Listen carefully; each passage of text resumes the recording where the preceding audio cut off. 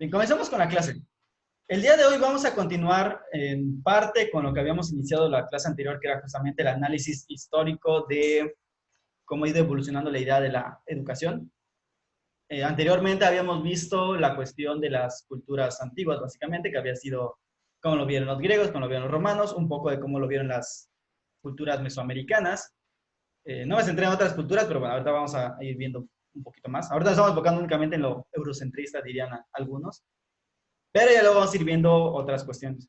Entonces, vamos a continuar con el siguiente periodo. Ya habíamos visto que en la Edad Media se rescata mucho de la educación romana, entre esos el quadrivium y el trivium, pero la filosofía, bueno, más bien este periodo de la Edad Media se le va a añadir una cuestión muy importante, que es justamente las culturas que surgen a partir de la caída del Imperio Romano. Hay que recordar que cuando el Imperio Romano cae, básicamente la única institución que logró mantenerse y que de alguna forma ayudó mucho tanto a evangelizar como para formar una nueva cultura fue justamente la Iglesia Católica, del lado de Occidente. Del lado de Oriente sigue siendo la misma Iglesia Católica porque todavía no se separaban de los ahora ortodoxos, pero pues digamos que más bien en Oriente había otro tipo de cristianismo llamado arrianismo, que estuvo predominando mucho tiempo y bueno, Oriente va a tener sus propias problemáticas, ¿no?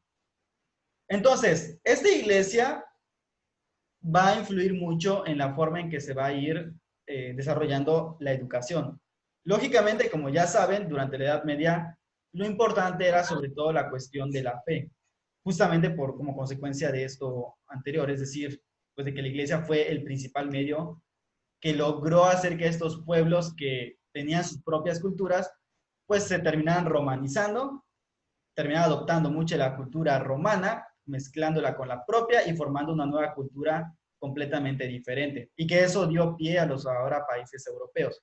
Por ejemplo, en el caso de España, pues estuvieron los visigodos, que a la vez absorbieron a los romanos ibéricos, que a la vez habían absorbido a otros pueblos, y pues que luego van a llegar con nosotros, y pues obviamente nosotros somos también una mezcla de todos esos otros pueblos junto con los pueblos prehispánicos. En el caso de Francia vamos a tener a los galos, que también eran celtas, a los francos posteriormente, cuando cae el Imperio Romano, van a ser los que terminen quedándose con esa parte del territorio, y a partir de ahí van a surgir los ahora franceses, lo mismo en Inglaterra con los anglos, los sajones, los bretones, entre otros, y con los romanos que se habían quedado, pues obviamente va a formar lo que hoy en día es Inglaterra, después de varios reinos pequeños que van a estar surgiendo entre ellos hasta que se medio unifican y surge Inglaterra, o surge Escocia, o surge Irlanda, y ya luego van a empezar pues, todas las cuestiones políticas, ¿no? Entonces, en resumen, la Edad Media fue una edad muy rica, a diferencia de lo que siempre se nos cuenta, que fue una edad oscura y no sé qué tanta cosa, eso es una vil mentira. La Edad Media fue toda una edad muy rica porque fue justamente el surgimiento de toda la cultura que hoy en día conocemos, de todo lo que es la cultura europea y por lo tanto la cultura occidental, que es justamente de la cual partimos también nosotros mismos. Entonces, no solo va a haber un desarrollo cultural nuevo, porque obviamente después de prácticamente la caída de un imperio que lo había sostenido todo, tiene que volverse a formar la cultura prácticamente desde cero, pero se rescatando muchas cosas del pasado, es decir, de la cultura griega y la romana, que ahora se combina con las nuevas culturas. Y eso le va a dar forma a la Europa de la Edad Media. Además de otros tipos de avances, como el mismo hecho de la universidad. Entonces, bueno, pasemos o vamos a analizar rápidamente la Edad Media. En la Edad Media vamos a tener sobre todo dos autores, que eso siempre toda la vida se los van a estar metiendo cuando hablen de la Edad Media, que no son los únicos, pero sí son, vamos a decir, los más relevantes. Y estos autores van a ser sobre todo, pues, San Agustín y Santo Tomás de Aquino. Entonces, no voy a profundizar mucho en ellos para ir rápido con estos temas, pero básicamente San Agustín, de hecho, escribe un libro entero que tiene que ver sobre la educación. Ese libro, ¿qué recuerdan del video? Porque el video sí lo dice. ¿Qué recuerdan de lo que dice el video sobre este libro?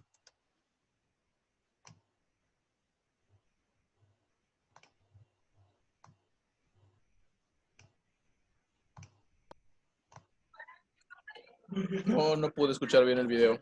¿No? Ok. No. Ulises. De San Agustín es la que quería que el conocimiento y la religión se viera parte como un absoluto, algo así yo lo entendí, que no se dividiera, que le dieras tanto amor a Dios como al conocimiento. Ok, de acuerdo. ¿Alguien más quiere opinar? Porque veo que hay más conectados ahora sí. ¿Alguien más que haya visto el video de San Agustín que recuerda algo importante?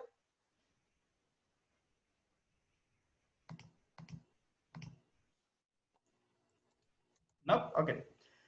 Bueno, de entrada, San Agustín, como se habrán dado cuenta, le da una gran importancia a la educación. ¿Ok? De hecho, por eso este es el libro de Magistro, que significa sobre el maestro o del maestro. En este libro él rescata mucho sobre la pedagogía, o más bien sobre lo que él considera de la educación. A diferencia de otros cristianos, San Agustín no le tuvo miedo a la educación pagana, por así decir. Porque recuerden que San Agustín mismo había sido pagano.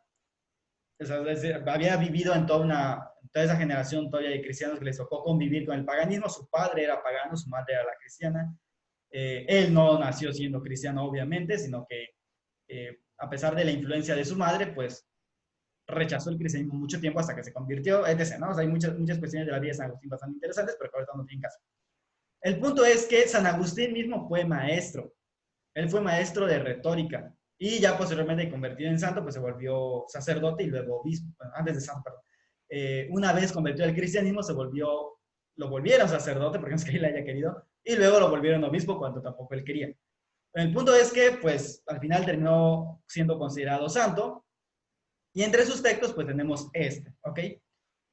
Él menciona mucho justamente la importancia de la educación, porque él mismo fue maestro, él entiende la importancia de tener un maestro. En este caso, en el magistro, obviamente el maestro por excelencia va a ser, ¿quién creen? Chan, chan, chan, chan, por si no se lo habían pensado, pues Jesucristo. Porque, pues recuerden que Cristo mismo en los evangelios, Jesucristo, ya me comí una S, se presenta a sí mismo como maestro, ¿ok? Entonces, pues él lo va a tener como máxima figura de lo que es ser un maestro. Y menciona muchos valores que debe tener un maestro, entre esos la paciencia, el poder guiar al otro, etc. ¿no? O sea, hay un montón de notas que puede mencionarse sobre lo que es ser maestro y sobre la educación. Pero entre lo que podemos rescatar así muy rápidamente, aunque sí hay muchas cosas y sería bueno que leyeran este libro en algún momento, bueno, tenemos la importancia de la educación, rescata elementos de la educación romana. Cabe mencionar que San Agustín va a ser particularmente interesado en los temas de ciencias naturales y de la historia. Es decir, él no solamente vio con buenos ojos la educación, vamos a llamarle normal, es decir, el trivium y el quadrivium, que eso lo rescataron de los romanos. Eso no había ningún problema, todos los cristianos lo aceptaban. ¿Qué no aceptaban algunos cristianos o algunos padres de la iglesia? Pues básicamente no aceptaban la filosofía. ¿Por qué? Pues porque básicamente tenían miedo de que esta filosofía pues fuera a llevar al error. San Agustín, en cambio, no tuvo ningún miedo, sino que inmediatamente acepta esta filosofía, pero a diferencia de lo que normalmente se dice de que él pues copió a Platón, en realidad no lo copió. Toma las ideas de Platón y con ellas trata de explicar su visión religiosa del mundo sin ser platónico, porque San Agustín no es platónico. Utiliza conceptos platónicos, pero no es platónico. Se aleja de Platón siempre y cuando, o sea, siempre que Platón contradiga a la fe cristiana, se aleja de él. Y de hecho parte de muchas ideas que son completamente contrarias a Platón. Por ejemplo, que la materia es buena y que la materia ha sido creada y que ha sido creada por Dios. La parte de la creación de la materia, obviamente, esa parte no la creían los griegos. Simplemente no sabían que existía eso. Porque los griegos siempre, desde el principio, su religión les enseñó que la materia era eterna junto con los dioses. Los dioses lo único que hacen es darle orden, mas no crean nada. No en el sentido estricto de la palabra. En cambio, el Dios cristiano crea de la nada. Entonces, bueno, ese tipo de detalles, San Agustín no le tuvo miedo y por lo tanto con él, pues no le queda de otra a los demás más que aceptar que la filosofía es parte indispensable de la formación cristiana. O que bueno, que será muy importante que los cristianos también la estudiaran. Porque aparte resulta que termina siendo muy útil. Vamos a ver que luego esto no es tan positivo para la filosofía en sí mismo, pero en general vamos a decir que tiene una visión bastante buena de la educación. Señala muchos elementos importantes de cómo debería ser un maestro. Recuerden que él no fue maestro, entonces lo sabe. Tengan presente también su época. Tampoco en su época pues era muy fácil que un maestro te agarrara a varazos, ¿no? Pero pues no implica que por eso sea erróneo en sus planteamientos en sí mismo. Esa parte sí, la parte didáctica o pedagógica es así, pero bueno, eso es desde nuestros ojos actuales. En esa época era lo más normal ciertos aspectos. Y pues básicamente es lo que va a hacer, ¿no? Va a comparar que el maestro tiene que adoptar las actitudes de Jesucristo. Obviamente aquí ya estamos viendo que hay una cuestión muy importante, que es que en la Edad Media va a ser súper mega importante como valor esencial la cuestión de la formación del buen cristiano, ¿ok? Entonces eso va a ser como que para la Europa medieval, eso va a ser lo importante. Que no solamente te forme para algo, sino que te forme como buen cristiano. Tenemos aparte la visión de Santo Tomás de Aquino.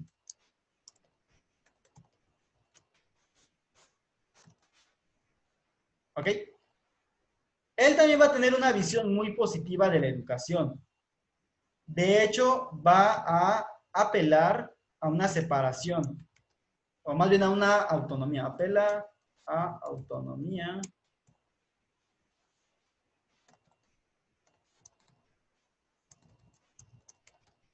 Es decir, ya vimos que con San Agustín lo principal va a ser justamente que todo esto se superdite a la religión. O sea, que la educación y todo tiene que formarte buen hombre, pero ser buen hombre es igual a ser buen cristiano. Con Santo Tomás esto sigue, porque esto no se va a quitar durante la Edad Media. Pero va a añadirle algo que es muy importante, que es la autonomía que debe haber entre fe y razón. Para Santo Tomás de Aquino, la fe y la razón no pueden contradecirse porque la verdad es una. Sin embargo, acepta que la fe tiene su propio ámbito y la razón tiene su propio ámbito. Es decir, puede haber investigación que no tenga que ver con la fe, ¿ok? Y que eso no necesariamente es malo. Es parte misma de la naturaleza de la razón y parte misma de la naturaleza de la fe. Pero no están separadas, simplemente tienen sus propios ámbitos de aplicación. ¿Qué es lo que nos permite esto? Pues nos permite que, por ejemplo, surja la ciencia.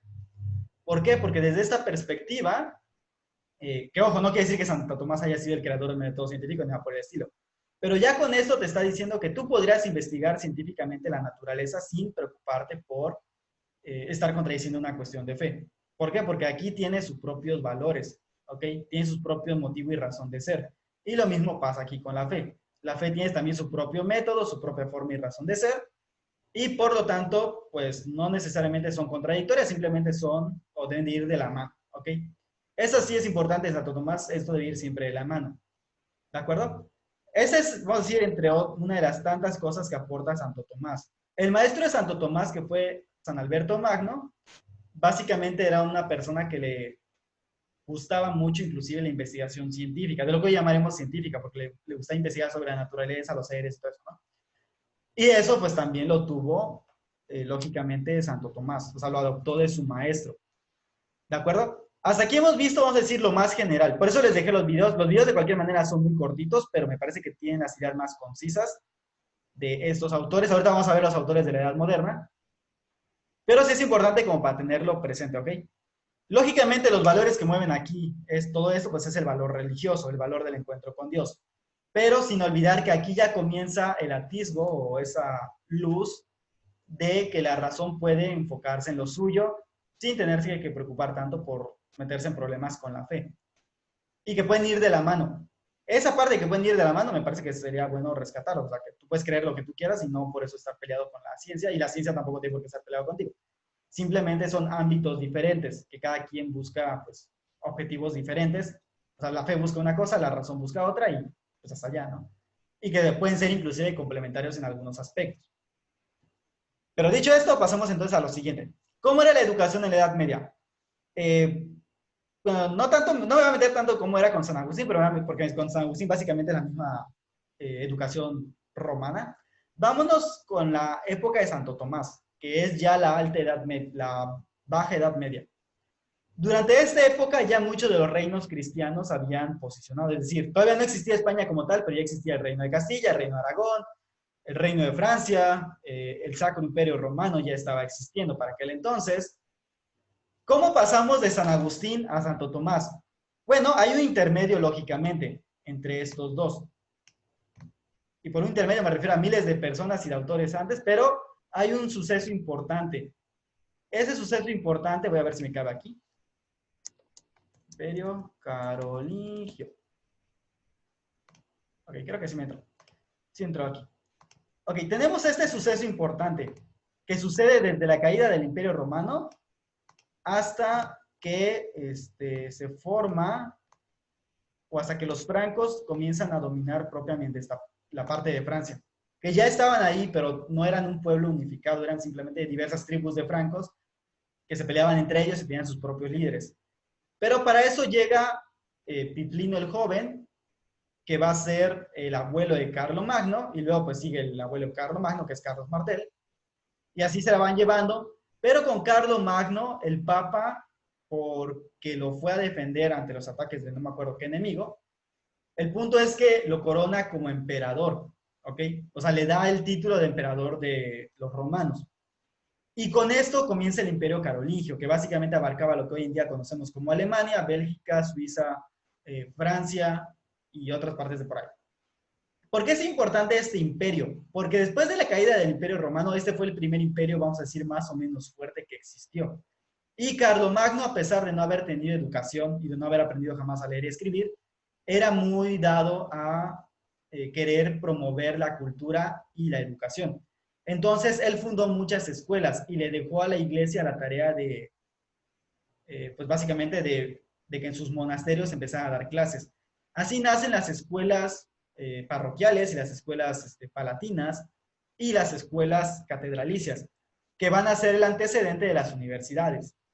Ya para el siglo XII-XIII, que es ya más o menos la época de Santo Tomás, es cuando surgen, de hecho un poquito antes porque Santo Tomás sí fue a la universidad, es cuando empiezan a surgir las universidades, que obviamente eso nos interesa a nosotros porque muchas cosas que hoy tenemos en la universidad siguen siendo exactamente iguales que en la Edad Media. ¿Cómo qué cosas? Básicamente la universidad es un espacio en el cual se comparten y se debaten ideas. Esto era así en la Edad Media y sigue siendo así actualmente. Obviamente las ideas estaban hasta cierto punto bajo la vigilancia de las cuestiones de la fe y obviamente de la política, es decir, que no fueras a hablar algo en contra de tu rey, pero independientemente de esa cuestión que también sigue hoy en día, solo que hoy en día no tienes que estar en contra de la religión, ahora hay que tener cuidado de no decir algo que vaya a ofender a papá gobierno, porque entonces te van a vetar. Pero de cualquier manera sigue siendo básicamente la misma idea, es decir, es un espacio para la pluralidad de ideas. No es para que se propague una doctrina ni una ideología, es para pluralidad de ideas y eso implica pues estar abierto a diversas ideas. Obviamente va a depender de qué estemos hablando. Si estamos hablando de ciencia, pues no puedes querer meter una teoría religiosa como una teoría científica. Ni viceversa, no puedes querer meter una teoría científica como una teoría religiosa. Eso creo que es bastante obvio. Pero sí debe haber pluralidad de ideas. Es decir, si hay diversas teorías, pues puede tratarse de defender y de propagarse y decir y bla, bla, bla, ¿no?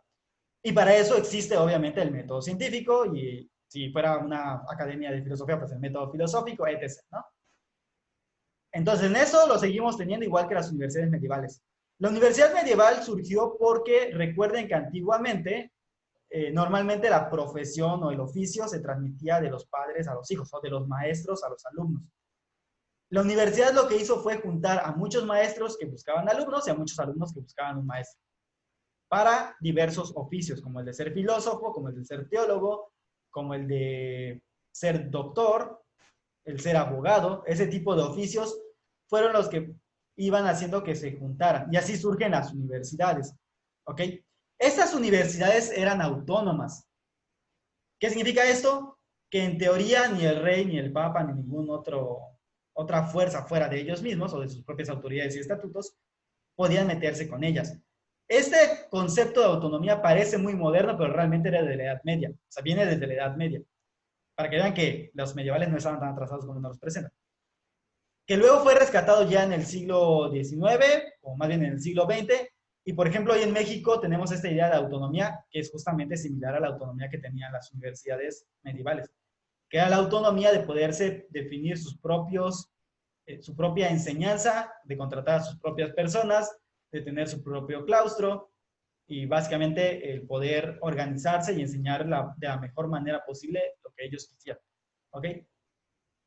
que eso sigue siendo igual aquí en México, por ejemplo, en el caso de las universidades autónomas. En el caso de México, aunque nosotros no tuvimos propiamente una universidad medieval como tal, porque recuerden que ya cuando llegaron los españoles, ellos ya estaban en lo que llamaríamos el Renacimiento, ya prácticamente entrando a la Edad Moderna, que todavía no era la Edad Moderna, pero ya estaba por entrar. Vamos a decir que todavía seguía siendo un desenlace de la Edad Media. La Edad Media realmente no tiene una fecha límite, aunque normalmente se dice que es la caída de Constantinopla. Pero, pues realmente, culturalmente hablando, la Edad Media se extendió más. Y no es que haya sido algo así como que un cambio abrupto. De repente, poco a poco se fue desenvolviendo hasta llegar a lo que hoy conocemos como la modernidad. Entonces, sí tuvimos una universidad que fue de hecho de las más importantes en América. Es decir, México fue, o lo que era la Nueva España, fue un parteaguas para la educación no solo en México, sino en América en general. Esta era la universidad, la Real y Pontificia Universidad de México, que hoy en día hay dos universidades que se pelean el título de ser su descendiente o su heredera. Una es la Universidad Pontificia de México, que pues en términos generales es la verdadera heredera, ya que es la pontificia todavía. Y la otra es la Universidad Autónoma de México, o sea, la Universidad Nacional Autónoma de México, la UNAM, que también se dice ser heredera de esta. La diferencia es que esta fue cerrada luego por Benito Juárez y luego cuando la reabrieron y le cambiaron el nombre, pues ya no tenía nada que ver con el estatus pontificio con el cual nació. En cambio, la otra, la Universidad Pontificia, siempre ha tenido ese estatus pontificio. Entonces, si me lo preguntan, yo diría que la verdadera heredera es la pontificia y no la autónoma de México. En fin, esos son detalles de la universidad, es como que para que también sepan. Pero esa universidad era muy importante. De hecho, fuimos de los primeros también en tener imprenta aquí en América. Esta y la de San Marcos en Perú, que ahí está la discusión de cuál fue primero. Y entre otras cosas, aquí en México enseñaron filósofos españoles, que obviamente pues acá no eran españoles, ya luego van a ser novohispanos, que son inclusive precursores de los derechos humanos. Eso sin mencionar a Bartolomé de las Casas y sin mencionar a Fray Fray Junípero, que fue, vamos a decir, de los fundadores de California en Estados Unidos, de lo cual Estados Unidos, porque en aquel momento era Nueva España, entre otras tantas cosas, ¿ok? ¿Qué otra cosa rescatamos de la universidad medieval? Los grados académicos, por ejemplo, el grado de licenciado, maestro y doctor es como lo usaban en algunas universidades europeas. En otras, en cambio, utilizaban los títulos de bachiller, licenciado y doctor. Es decir, el título de maestro era lo mismo que el licenciado. Y el bachiller era lo mismo que, perdón, el título de licenciado era lo mismo que maestría y el título de bachiller era lo mismo que licenciatura. Donde yo estudié filosofía, esta es la, vamos a decir que el estilo o los grados como los manejamos. Es decir, yo soy bachiller en filosofía, que sería lo equivalente a ser licenciado en filosofía. El licenciado en filosofía sería el equivalente a ser maestro en filosofía. Y el doctor, pues es igual a ser doctor, ¿no? Vamos a decir que es el método, es la forma como todavía se siguen otorgando títulos en algunas partes. En Europa, por ejemplo, en España, a licenciados se les suele llamar bachiller todavía. Y luego el siguiente nivel es el de licenciatura y el siguiente nivel es el de doctorado. No existe algo así como maestría. Pero eso va a depender mucho de la universidad y de los títulos. La otra cuestión que hemos heredado es el famoso PhD, que ustedes sabrán que es el título que reciben los doctores en X cosa. Lo que pasa es que antiguamente el PhD significaba Philosophy Doctor en inglés. Y eso viene pues justamente dado de que todos eran filósofos. Al principio casi todos tenían que ser filósofos. El médico, el abogado, el teólogo, todos tenían que iniciar con la filosofía. Y al final ya se iban especializando en lo suyo. Entonces, bueno, lógicamente el último grado académico se supone que eres doctor en filosofía porque tienes un amor al conocimiento y ves las cosas de manera más profunda que todos los demás. Eso es lo que se debería rescatar de los doctorados en cualquier cosa, independientemente de que no seas filósofo, pero de ahí viene el título. Entre otras muchas cuestiones, ¿ok? ¿Alguna duda hasta aquí de la Edad Media?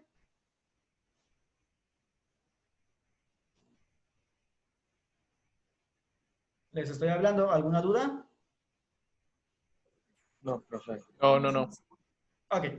Pasemos entonces a la Edad Moderna, que es donde no pudiste escuchar porque creo que está muy bajito el volumen. Todo bien, todo bien. Ok, en la Edad Moderna vamos a tener muchas visiones. Vamos a tener, por ejemplo, a los empiristas, a los racionalistas. Todo eso ya lo hemos visto anteriormente, por eso no lo quiero ni mencionar. O sea, lo hemos visto en otras materias, es a lo que voy. Por eso es que es importante que tengan presente todas las materias que han visto hasta ahorita. Entonces, tenemos la educación empirista. Es decir, los empiristas, recuerden que junto con los racionalistas, buscan explicar cuál es el origen del conocimiento y obviamente a partir de eso pues se va delineando la educación.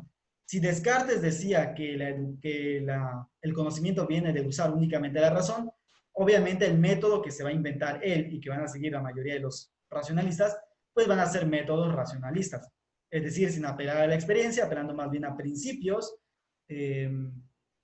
y que a partir de ellos van deduciendo cosas. En cambio, los empiristas, pues lógicamente parten de la experiencia.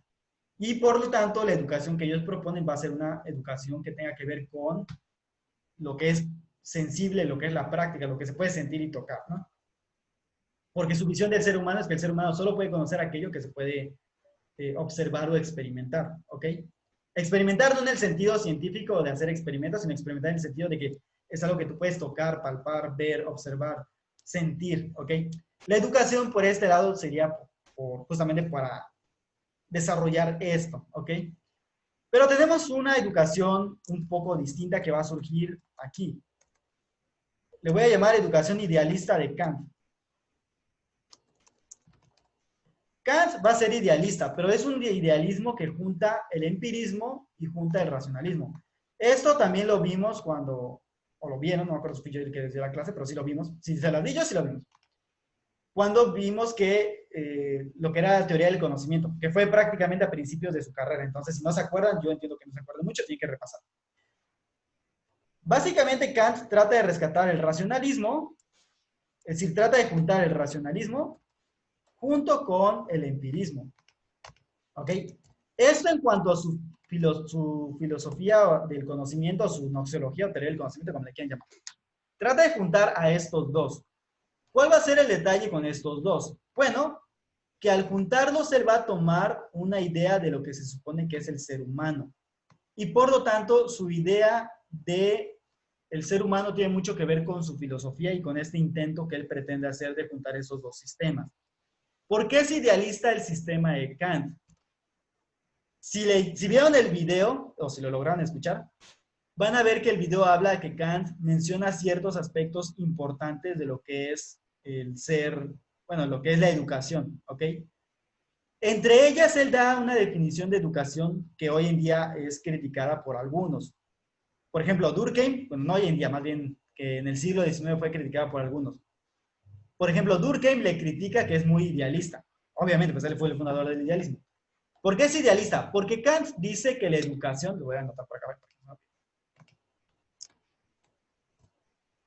la educación es básicamente, lo voy a resumir porque no estoy diciéndolo tal cual como lo dijo Kant, pero básicamente dice Kant que la educación es sacar, bueno, más que sacar es ayudar al educando a desarrollar su potencial. Seguramente van a haber escuchado todavía muchas cosas así, porque todavía es algo que se suele decir mucho. Es decir, la educación es vista como el ser humano se concibe como que es un diamante en bruto al cual hay mediante la educación tú vas a hacer que brille, ¿ok? ¿Por qué digo que hasta la fecha van a escuchar frases así? Muchas veces lo dicen las universidades a través de sus planes de mercadotecnia, pero realmente es una postura idealista.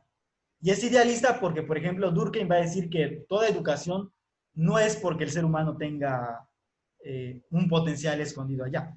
Es porque la sociedad requiere ciertas cosas y por lo tanto la sociedad es la que exige que se forme de una manera o de otra. No es que la educación sea sacarle tu potencial ni nada por el estilo. Es que al final tú simplemente vas a ser formado de acuerdo a lo que la sociedad necesita. Obviamente este es un punto de vista más sociológico, aunque también Durkheim era más bien filósofo igual. Pero básicamente esa es la idea que va a criticar Durkheim de Kant. Que no existe un ente, no existe un algo dentro de ti que haya que sacar. Y que aparte no es como que sea puro y santo ahí, ¿no? O sea, que hay que ir cavando para descubrir qué eres. Sino que simple y sencillamente se te forma lo que tú tienes que ser formado. Y que muchas de tus elecciones tienen que ver más bien con la interacción social y con lo que la sociedad necesita transmitir para autoperpetuarse. ¿Ok? Entonces, ya aquí ya les he dicho la idea de Kant, pero también ya les he dicho quién lo está contradiciendo. Que no es el único que lo contradice. Otro que va a contradecir a Kant y a esta idea va a ser justamente Marx, el mismo que fundó el marxismo y el comunismo. Porque Marx va a decir, que de hecho ese sí se los dejé en el video, va a decir que la educación, que si se habrán dado cuenta, el video dice algo que es muy cierto. Marx en sí mismo nunca habla de la educación como tal. Es decir, no tiene una obra en la que trate la educación como tal por sí misma. Más bien lo menciona como un sistema, más bien como un tema secundario respecto a las consecuencias que va a tener, pues obviamente, sus propuestas y de su crítica que hace al capitalismo.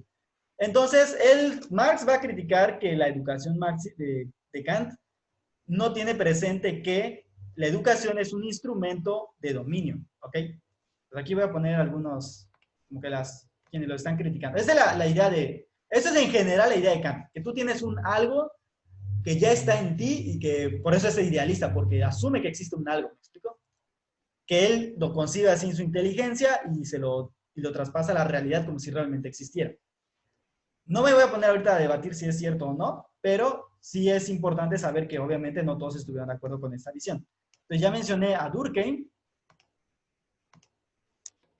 o Emil Durkheim, no me acuerdo si era con doble M, pero bueno. Durkheim. Ya mencioné que Durkheim lo que le critica es que no tiene presente que la educación es un hecho social.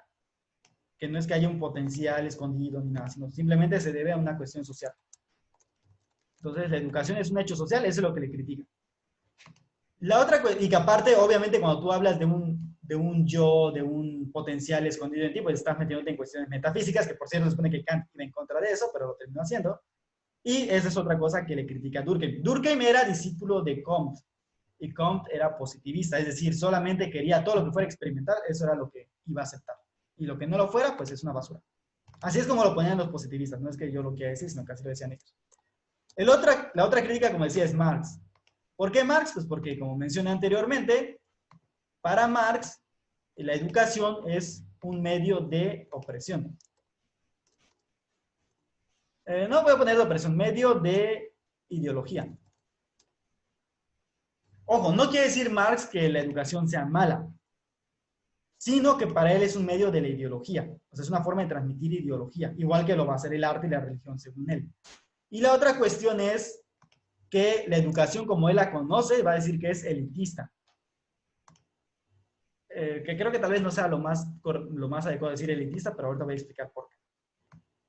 Ok, primero, ¿por qué es medio ideología?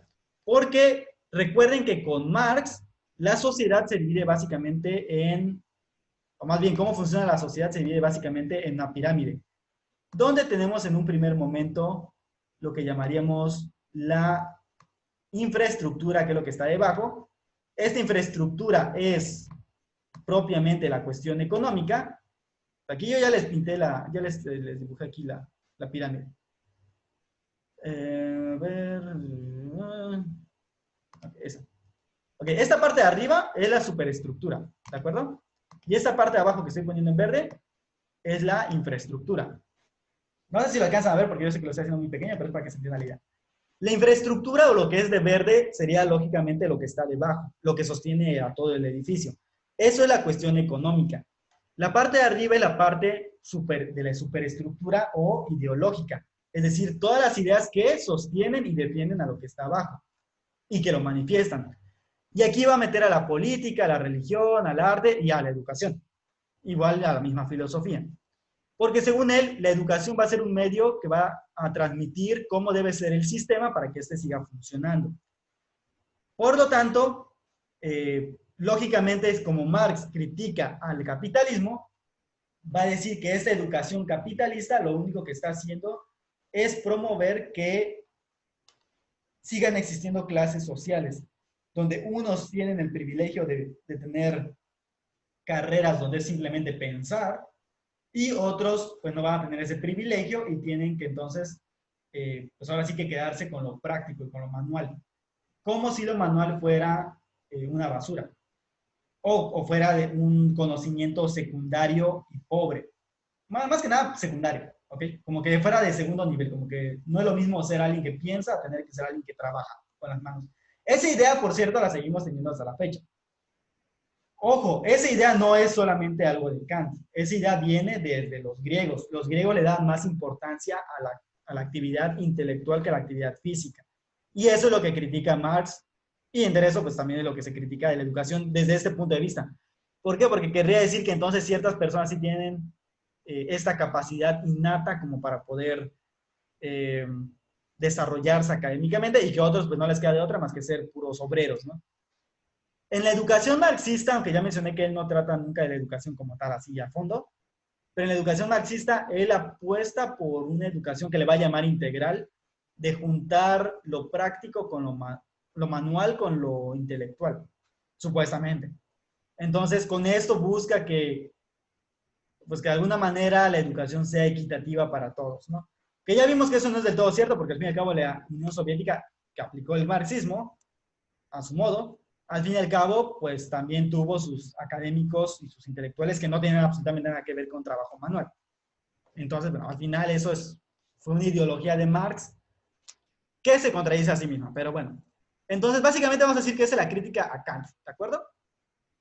Pero Kant inicia también lo que es la ilustración, y que le va a dar paso a Hegel y va a dar paso a otros. Aquí vamos a tener la figura de Rousseau. Rousseau, como se habrán dado cuenta en el video,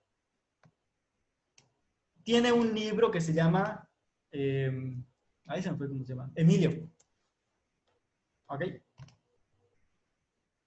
Emilio de la educación, así se llama. Este libro que él hace, justamente va a tratar el tema de la educación. Pero hay que considerar que Rousseau, como ilustrado que es, se opone a varios valores, vamos a decir, tradicionales. Por ejemplo, la cuestión de la religión se opone bastante. ¿Qué es lo que tiene de especial? Rousseau de alguna manera va a decir la importancia de los saberes prácticos. Además que los saberes prácticos, la importancia de una pedagogía práctica. ¿A qué me refiero con esto? Pues que no sea solo wiri wiri, como lo estamos haciendo ahorita, sino que de alguna manera se pueda poner, ¿cómo se llama? Que debe haber, junto con la teoría, debe haber una práctica, ¿ok? Que eso puede parecer muy lógico hoy en día, pero pues tal vez no lo era tanto en aquel momento. La otra cuestión es que los enciclopedistas pues buscaban, o más bien en este siglo se busca mucho el conocimiento enciclopédico.